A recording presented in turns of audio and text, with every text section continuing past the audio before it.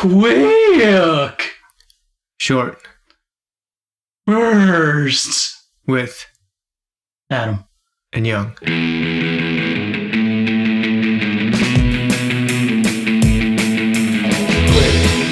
Short burst, Adam and young, quick, short burst, young Adam, quick, short burst, quick, short burst, quick, short burst, Adam and young. People who commit suicide should be charged with murder. That could, I think, cut down on the suicide rate. This is a controversial opinion, but yeah, I agree. Then you'd be kind of a deterrent. Mm-hmm. That's the idea with that kind of punishment, right? It's to deter other people. Because you are committing murder, self-murder. Mm-hmm. And murder is illegal. Yeah. I mean, suicide actually is illegal, isn't it? I think so, probably. But it needs to be more of a deterrent. Yeah, we need to beef it up. It can't just be illegal. There has to be, a trial and stuff afterwards. And double illegal. Like a trial? Yeah, they would just put like a cardboard cutout of you or an effigy of you in the courtroom.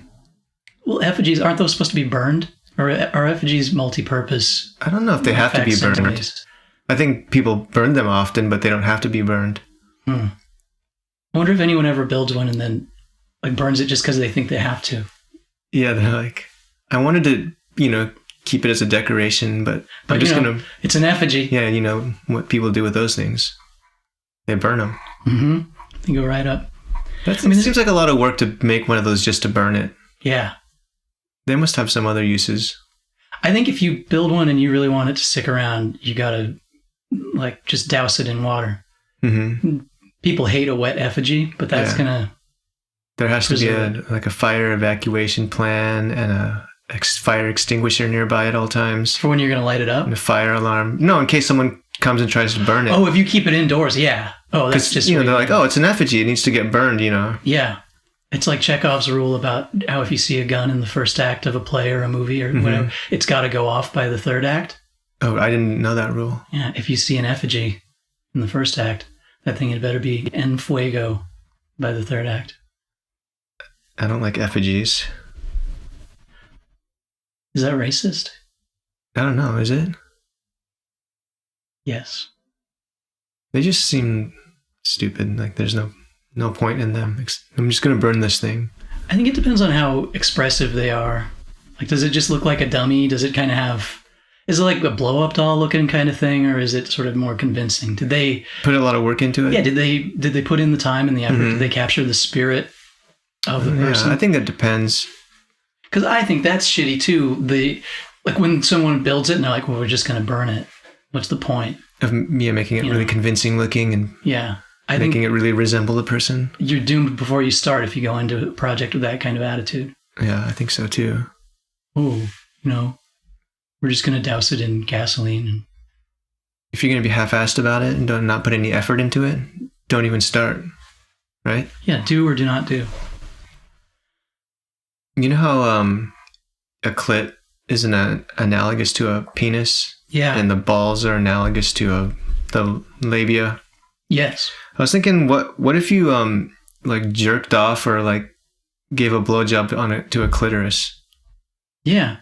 I think that happens sometimes. But treating it more like a tiny penis instead of like a clitoris. Mm-hmm. I think this is a bold way forward. Like you're jerking it off like a little nipple or something, like you're milking it. Yeah. Or what if you ate out someone's balls? Because that's their labia, right? Yeah, they are. The counterpart. And then... That's a...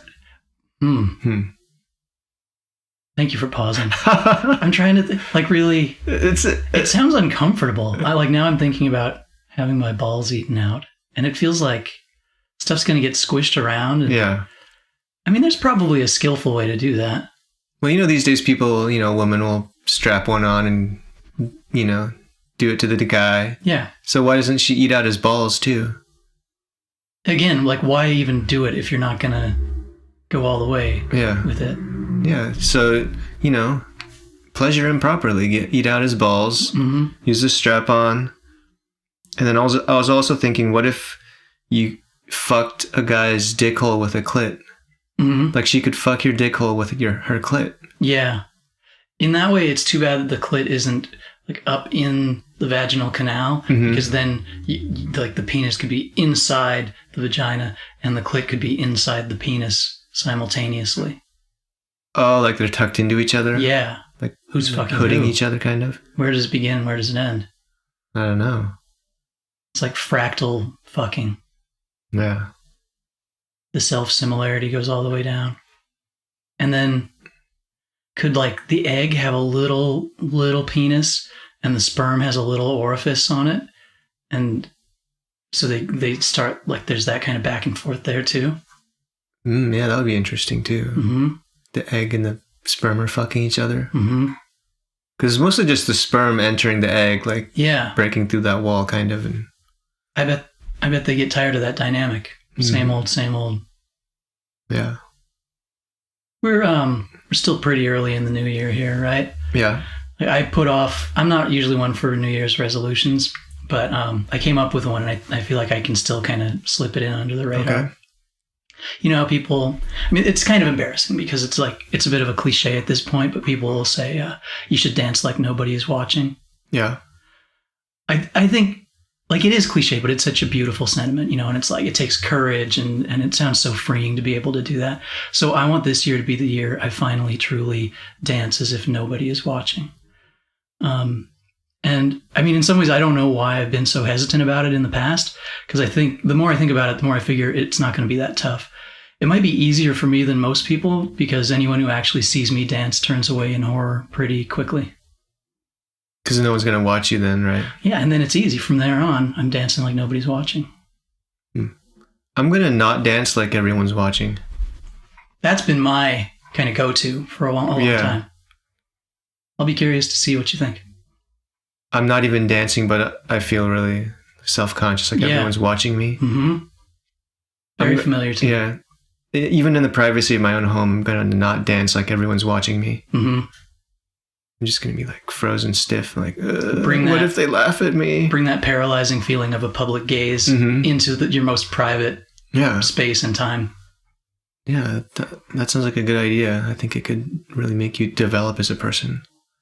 Yeah, certainly. If there's such a thing as a soulmate, wouldn't you have to meet every person on the earth to make sure that you're not missing the soulmate?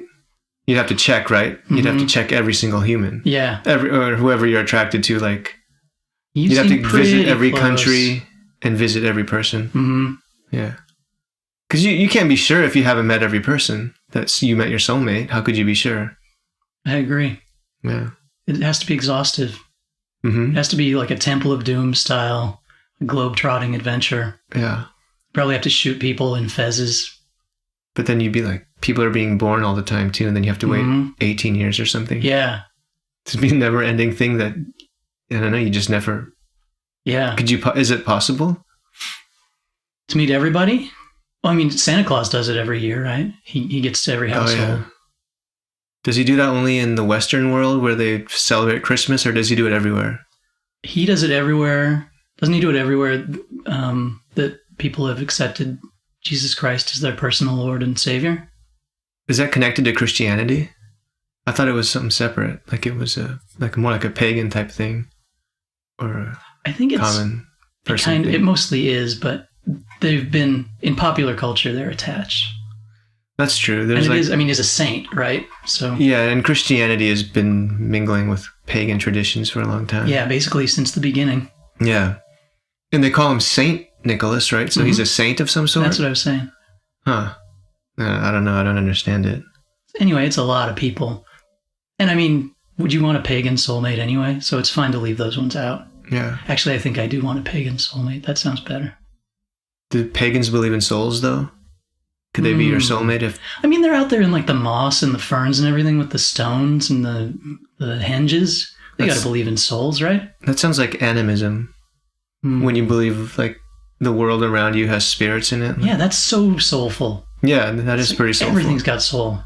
That's the religion I would follow if I followed any kind of religion. Because I think it's also native to a lot of places. Like that's kind of the religion that springs up that people come up with. And it seems like a good way to sort of revere and respect your surroundings. Yeah, I like that a lot. Yeah. Instead of believing there's like this single being or deity that like kind of floating up in the sky, like watching you and judging you. Making you pluck people's eyes out. Yeah. I was wondering, you know how light travels really fast, supposedly? Supposedly? Yeah. If it travels so fast, then why does it take so long for the sun to set? Like you could sit there for like hours watching it set, and it's like I thought light traveled really fast, but it's just like sitting there in the sky forever, like slowly sinking. And that's a good point. And you're it's so beautiful, and there are so many colors and stuff. But yeah, it's beautiful, but it's not going anywhere. I have light fixtures here that I don't think I've ever seen move. Yeah, I think this is another lie we've been told. There's a lot of leftish brainwashing kind of stuff. I don't know if it's leftish necessarily. I think so. Really? Yeah, it's a lot of like scientism, just kind of like, oh, we know better than you do. Maybe, but I was thinking maybe the new coronavirus is a right-wing conspiracy. The whole media reporting about it, like it's kind of one of those distraction things that's going on. It just happened to happen right when Donald Trump's impeachment stuff was going on. And the timing is uncanny. And we know he's not a huge fan of China. Right, he says it like vagina. Yeah, and it seems to be a major, blow to China economically and stuff. So I don't know, I was wondering maybe this whole thing was fabricated for political reasons. It's just been concocted. I mean, I've never seen someone with the coronavirus. Neither have I. I've seen it on the news a lot, but I've never seen anyone I actually know. Yeah. I mean, whenever I see something on the news, I figure it's probably actors on a soundstage, like the moon landing. Yeah, that's possible. It's probable. But have you ever thought about how terribly designed humans are for taking a shit compared to other animals? Like compared to other animals. Most other animals, it seems like their butthole's just right there on the surface, right? And then they just shit and then they're done.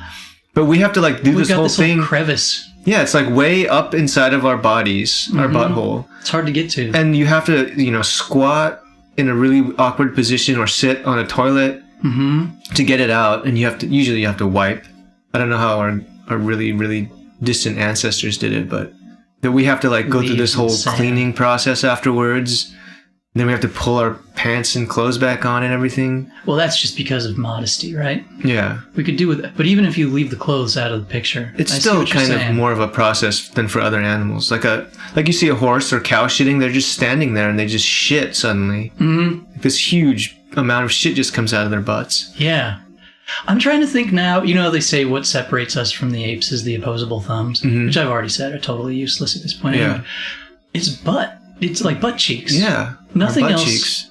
I'm trying to think of any other animals that have butt cheeks, and I'm coming up short. Yeah, like a snake's butt is just like a hole in it near its tail. I would love to see a snake with like a healthy ass on it. A snake that's been doing some squats. A snake with a huge ass, yeah.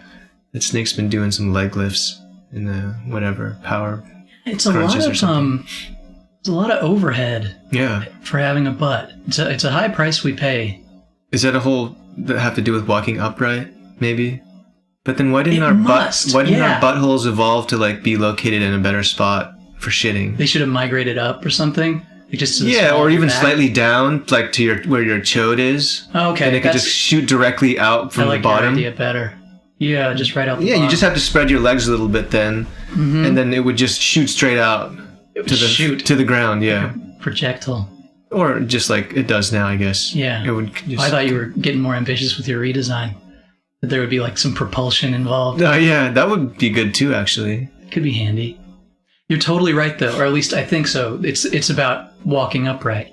Yeah. Like that's why we have butts. But we're just terribly designed for shitting. It's like the worst. I mean, peeing is pretty good. Right. Yeah. So if you saw a couple of things, okay. If you saw somebody who just crawled around all the time, like maybe they were raised by wolves, do you think they wouldn't have much of a butt? Because their glutes wouldn't be as developed? Yeah. I don't know. Maybe. I mean, I guess that depends on genes too. If that wolfman's parents had huge asses, like just voluptuous, beautiful asses, maybe they would still have a butt, right? That's possible. But even if you were like always on all fours like that, and like a wolfman or whatever, you'd still have more of a butt than other canines, right? Yeah. So if you took a shit, it would make a big mess, probably. Do you think that would make you the alpha canine, having a big messy ass? Like, oh, that guy really stinks. He just doesn't care either. And when he shits, it just gets all over everything. He's filthy, and it works for him. That's pretty, spreading your odor around. The other thing I'm thinking is the flip side of it, which is I've seen dogs and cats with really messy assholes just walking around. Oh, that's probably just like diet? Inbreeding or something, or they're not necessarily wild animals, so they kind of don't count.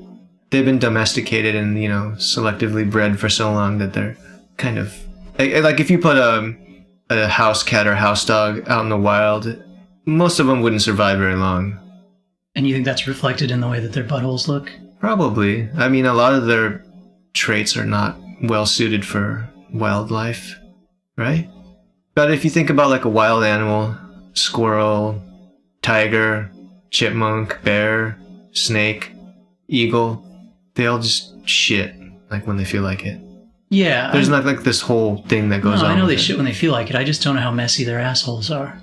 I imagine they're not perfectly clean. There's probably a little bit of an odor there, but it's also not like a human where if you don't wipe, your butt is just going to be like slathered in shit, Yeah. God, I just realized we're talking about shit again. This time it's your fault. I'm going to start marking it down. But I don't think it's toilet humor. It's more like we're discussing anatomy and stuff like that. It's kind of an intellectual discussion about shit. Well, they're always totally intellectual. Yeah. Also...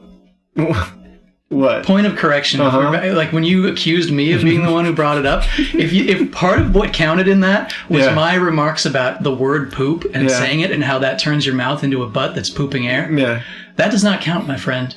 Yeah. That's about linguistics. Oh, that's like it's linguistics. Yeah, you're right. I think we're at least even, and you may have beaten me just now with poop talk. Or I could have just been tossing out an accusation just for the hell of it. Potentially that. Because it's, I don't know. Because you were too lazy to look it up. It's kind of funny. I don't know. Yeah. To accuse you of that. Yeah. But all the poop talking. Yeah. So I don't know if you've seen. I think I'm doing okay now. I've had ants around here. Yeah. Did I mention that before? Yeah. I don't think we've talked about it on the show before, but like a week and a half or 2 weeks ago, I started to see them. Yeah. And it was just a couple, and I was like, well, I've seen a couple ants before. It's no big deal. And then within a few days, it was just a ton of them. And so then I picked up some bait traps. I was really hoping the thing would just take care of itself, but there were a ton of them, and so I got these little traps and I put them all over the place. Like there's one under the shade there you can see on the right hand. Oh yeah, I see it.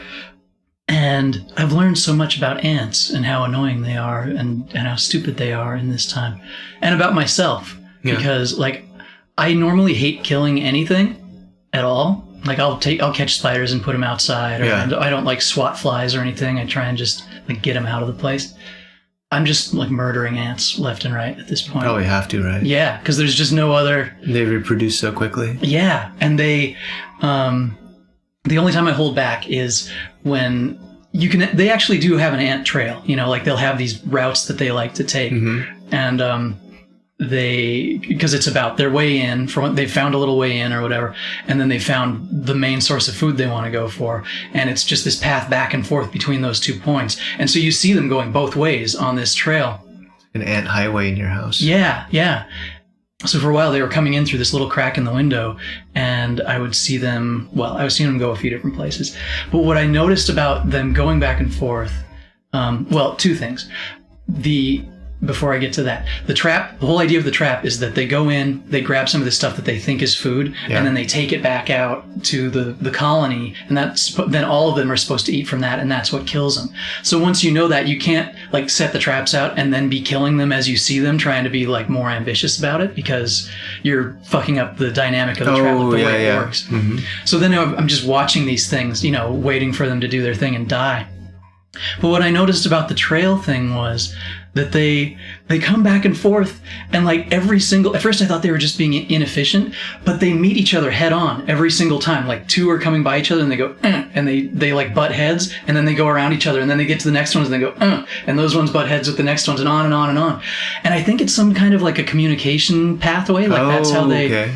But my thought, like what it looks like is that they're just incredibly nervous because they're all a bit twitchy anyway, and they're going along, and it's like they butt heads, and this one goes like, is it the food, is it just ahead up there? And the other one's like, yeah, it's there. And then I go, okay, thanks. And then they go by to the next one. The food, is it still like up ahead up there? Oh yeah, it's still there. And goes and goes and goes. The food, is it still there? What the fuck did the last guy tell you? Maybe they have terrible... The food is still up there. And then the last guy, he's probably like, I can hear you asking, like you asked me too. And I told you, like, just believe me. Well, maybe they have terrible short-term memories. It might be. It's like they can only remember something for like a second. They're like, what was I doing again? Oh yeah, hey. The food, it's over there. Yeah. That's why they keep doing that to each other. And then the other thing I heard was that, I guess for if that masterpiece of communication style fails them, that they mark the path with pheromones. They're going along so that like if one's coming in blind, he can just like sniff around or something and still know where to go. Yeah. And I was seeing that too, because there would be like none, and then I would just see them going to all the same place eventually. Like it would be one at a time or something, but you could still see them. And like, I can't help but picture how they lay down the pheromones. I kind of picture an ant just jerking off all over the place or something, and like, so if you could put on little tiny ant-sized UV goggles, it would just be a disgusting mess around my house right now. So there's just ant semen everywhere. Yeah, I wash the water glasses. Don't worry. Okay, and ant pheromones and whatnot. Have you ever noticed how humans have really weird hair? Yeah, like we just have patches of it, like on our head. Our armpits, and then our crotch. And then, I mean, everywhere else is way more sparse. Yeah. And I'm like, that's really weird, isn't it? Like, if you just think about a human's hair compared to, like, other animals. I have thought about that. What if there were another animal that just had hair on its head, its armpits, and its crotch? It would look really funny, wouldn't it? Yeah. Like, if you saw, I don't know, a squirrel like that, or a bird like that. It would be really funny looking. It's not as funny to us all the time because we have clothes on, right? Well, and I'm not like looking at someone and noticing that they only have hair on their pubic regions in their head. I don't think it's just the clothes. I think even if you saw a bunch of naked people walking around, you still wouldn't be like, oh my God, look, he only has hair on his head and his armpits. And it is kind of funny though if you think about it. It is funny, especially right. If it's a human in their natural state where they're not like trimming their hair all the time and grooming it.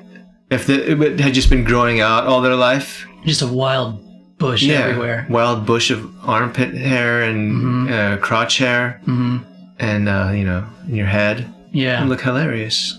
The armpit and crotch thing I kind of get because those are like the main joints, the main junctures for our limbs and everything. And it's for some reason... You need some warmth there. Well, warmth and like... Protection. What is it? Protection. Yeah. And it's also... I don't know. For some reason, I get those as like the more like primal pieces of a body, and like probably the holdouts evolutionarily. If there's going to be a place where there's still hair, but the head I don't get. Yeah, the head is weird. Yeah, like we have foreheads and cheeks and necks and stuff, and it's pretty much hairless. And our ears. Yeah, it's really weird. But then the older you get, the more weird hair starts coming up in different places and stuff. It's like you're returning to... That's one thing I think old men especially should stay on top of, is trimming their ear hair and their eyebrows. Yeah. And their nose hair. Yeah. If you stay on top of that, it makes a huge difference in your appearance. Definitely. Like a lot of old people just let that stuff totally go so that they have this weird like... bushes explosion of hair coming out of their ears and noses, and their eyebrows have never been trimmed. Yeah. I mean, I'm not saying you have to pluck them or anything, but you should at least like trim them down so that you don't have those straggly hairs that are really long sticking out. Do you trim yours? I do, yeah. Yeah, me too. I have crazy ones if I don't if I don't whack him back. And they always make me think of Sean Connery, because I have seen him, like pictures of him in his 70s, and he's, classically seen as a pretty good looking guy, but he looks like an insane old man. Oh, really? Because he never, trims them? In these pictures I was seeing, like, he just doesn't trim them. That's weird. You figure someone like a film star like that would be on top of that kind of thing. I think a lot of those guys, a lot of actors and actresses they seem more put together just because they have stylists for any project. Yeah, makeup artists and everything. Yeah, whether they're going to do a film or a TV show, or they're just going to be on a guest on a show or whatever. Yeah. They get put through the machine no matter what, so you don't get to see how horrible their personal hygiene is a lot of the time. Yeah, I think you're right about that. A lot of them do have terrible taste, it seems like. Like if they pick their own clothes and they go to the Emmys or whatever, the Oscars, and they look like ridiculous. Yeah. Unless they had a stylist do it for them. Yeah. I was noticing in Once Upon a Time in Hollywood, talking about this movie again, I watched it for a second time on the airplane to Japan. Oh. And I noticed that I think pretty much every time a car pulls into a parking lot or a driveway, or usually a parking lot, it's always driving against the direction of the arrow from the... You know how parking lots have arrows a lot of times to tell you where to enter and exit? Yeah. The cars are always going against the arrow. Wrong way. And I thought that was intentional, probably. For that movie, because everything's upside down? Yeah, everything's kind of upside down and backwards. It's so weird. What do you think is the strangest gift you could buy for a relative? I mean, for a relative, the go-to weird thing is a sexual thing, right? Yeah. Get them like a butt plug or something. That's a strange thing to give a relative. Even worse than what I was thinking. I was like... I win. What if... Yeah, you did win that one. Freaking weirdo. I was like, it'd be funny to get a relative really, really sexy underwear. Happy birthday, uncle. It's like a thong. I hope it's your size. Yeah. You can take it back, if not. I hope it rides up your butt crack just perfectly. In the way that you want. Mm-hmm. Yeah. That would be the weirdest gift I think you could get a relative. Except for what you said, which is even weirder. I don't know how you managed to do that, you freak. But I feel good. Yeah. Kind of blew my joke out of the water there. See, this is what you get. Sometimes you ask me these questions, and I just sort of play possum a bit, and I just go along with it. It's more like a knock-knock joke, and I'm just like, who's there? Mm-hmm. But other times when I've done that, you're like, well, dummy, let me answer it for you. It's obvious, and like that's part of the punchline. Yeah. So when you lob them up, I'm going to start hitting them. All right. Go for it. Bring it, buddy. That's what I want you to do, actually. I brought the plug. Yeah, you did. Freaking weirdo. I've been strongly considering a new career path. I think I want to get my doctorate in reverse psychology. Okay. It was funny how it came together, how I realized that this is kind of for me. I just happened to be in the neighborhood of the college while I was on business, and I just went into the reverse psychology department building just to try to get my parking validated. And I walked out of there like totally enrolled for a full course load next quarter. I'm kind of surprised I signed up because the faculty, they were a bit combative. Mm-hmm. They were like, I guess in a way they were pretty convincing. They'd be like, yeah, this program's probably not for you. It takes a lot of dedication and like you have to be really smart and insightful. And it's pretty demanding and you probably don't have what it takes. And I was like, fuck these guys. I'll show them. Yeah. You know? So far, the friends I've told about it, they've been like really supportive, like almost a little too supportive. Like it kind of feels like they think I'll come around if they go like, yeah, this is an awesome idea. Like they're hoping I'll have second thoughts about it and like change my mind. And they just kind of go over the top with enthusiasm, which is like really manipulative. Mm-hmm. And I feel like they don't see my vision, but I'll show them. In a few short years, I will be the world's foremost reverse psychologist. Dr. Adam Peltier, DHP. What is DHP? That's PhD backwards. Ah. Are you sure you want to do it backwards, though? I think you have to in my field. Oh, really? Okay. That's part of our tradition. I was thinking, did you have to get your parking validated by saying, I really do not want my parking validated. You see this ticket here? I'm about to tear it up. And the receptionist was like, no. We're going to validate that right now, okay? Yeah, it was very similar to that. Okay. I think that'll be a good career change for you. Architecture, you've been doing that long enough. Yeah, it's enough. Time to try something else. Mm-hmm. Children, I think, should be called Chimpanzees 2.0. I like it. Until they're, I think everyone should not be called a human until they're about 24 years old. You don't get to be called a human until you actually act like a human. That's good. Yeah. I like it because it's almost like a branding campaign, like new marketing for humans, and it just changes the way you think about it all.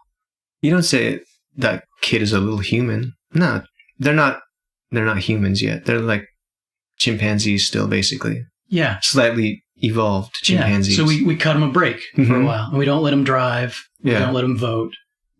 All of that stuff. You got to be a human before you can do that. Yeah. Like, we still treat them well. Well enough. Yeah. Yeah. Okay. I don't want to treat them too well, though. Sure, you don't want to go over the top with it.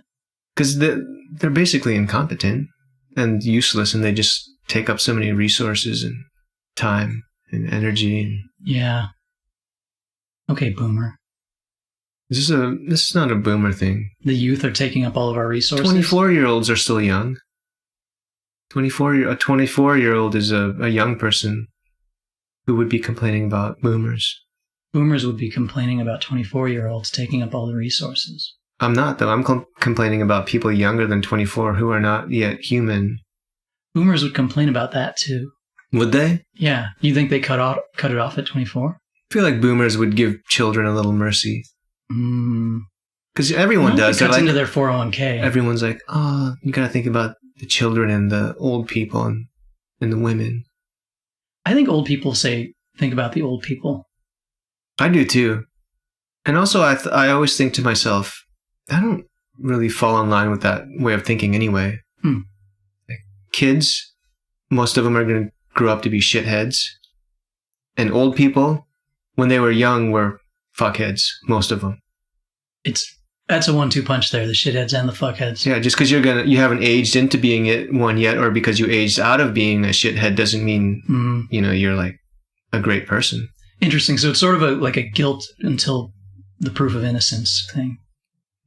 Kind of. Like you're shit or you're fuck. Or it's just, I don't idealize young people and old people. Yeah. Or want to save or help them in any way. No. Women and children first? No. That kid is going to grow up to be a fucker, so. No. He's lucky he can hop on my back or something as I'm getting off this sinking ship. With your full-size man body. Yeah, and as long as I'm not throwing some kicks and punches back in that direction.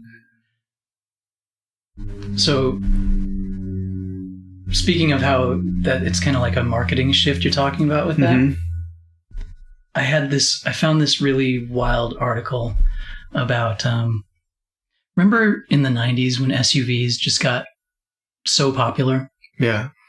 There was this, it turns out that was the result of, I'm just going to read this. There was a little article in Vice, and I'm going to read this paragraph of it.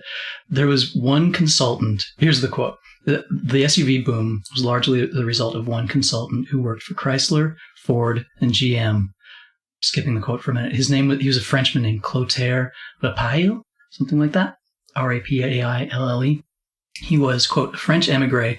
He believed the SUV appealed at the time to mostly upper middle class suburbanites and to a fundamental subconscious animalistic state, our, quotes within quotes, reptilian desire for survival, end quotes within quotes, as relayed by the guy writing this piece. And their website, okay, for one thing, I got to show you this guy, this consultant who like owns this whole thing and came up with this idea of how to like manipulate us into buying these things. Doesn't he look like it's like a turtleneck grew a scrotum and then they slapped sunglasses on and a wig on it? Yeah. Yep. Would you verify that? Okay. So it says Americans were afraid, he found through his exhaustive market research, and they were mostly afraid of crime, even though crime was actually falling and at near record lows. And what the guy would tell executives was that people buy SUVs because they are trying to look as menacing as possible to allay their fears of crime and other violence. So it was like this, even though things were safer in the 90s, there was this sense among the public, or a lot of the public, that it was more dangerous. And so they need to sort of armor themselves with these bigger, beefier cars. And it's nuts. Like, and that he shopped it out to every single American car company, that this one person was apparently, it's wrong to say single-handedly, but close, responsible for, that boom. And all the attending shit with that, like the fact, fuel economy and the lack thereof, how much bigger they are, how much harder to park they are, how much harder it is to see where you're going or where you're, who you're running over or anything when you got them. Yeah.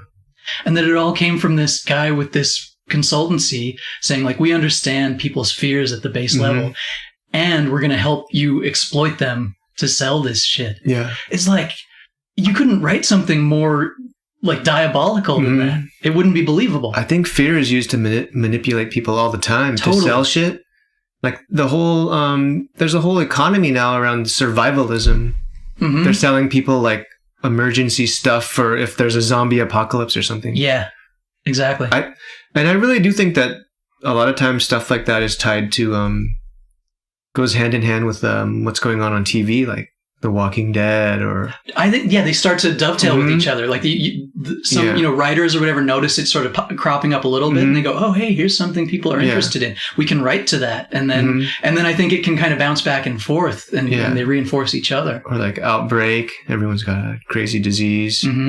Yeah, that definitely happens a lot, and Americans really seem to have just a lot of fear in general, and I think they're being manipulated by politicians and the media. Totally. That kind of thing is deregulated here more than anywhere else. Yeah. A government body somewhere would step in if it was in, Europe, I would think. And they'd be like, oh, you can't just fuck with people like this to make some money. Yeah. Yeah. It's crazy. That happens all the time, though. The other day, I used my nephew to wash the dishes because they say children are like sponges. Nice. Did you have to use both hands for that? No, just one. He's a pretty little kid, huh? No, he's actually not that small, but he's like a sponge, so I was able to use him like a sponge. Fantastic. Superb. Speaking of kids, I helped my neighbors a few times this past week here because their scheduling got a bit messed up, and so I offered to go and pick up their kids at the elementary school for them. One's 4 and one's, I think, 7 or 8. And the younger one needs he's in preschool there. And so when I pick him up, the older one can sit in a regular seat and just have a seatbelt on and stuff, but the little one still has a little booster seat thing in the back. And so when I had to help belt him in and stuff, and he sits in the booster seat, and I'm like reaching over to help him get buckled in. And he goes, I've never touched your beard before, because I'm just right there in his face, and I was like, I guess you can touch my beard if you want. And he touched it, and he goes, huh, it's like an old man. It's like an old man. It is like an old man. Yeah. I don't know what I expected him to say, but it was not that. It's like that wisdom from the mouths of babes kind of thing. He doesn't have enough, he doesn't have the cognitive capacity for like premeditated evil or anything. Yeah. So that was just straight from unfiltered. Yeah. Just, you just roll with it. Yeah. That's why little kids need to not be saved first. It's exactly that kind of thing. Signing off. See you later.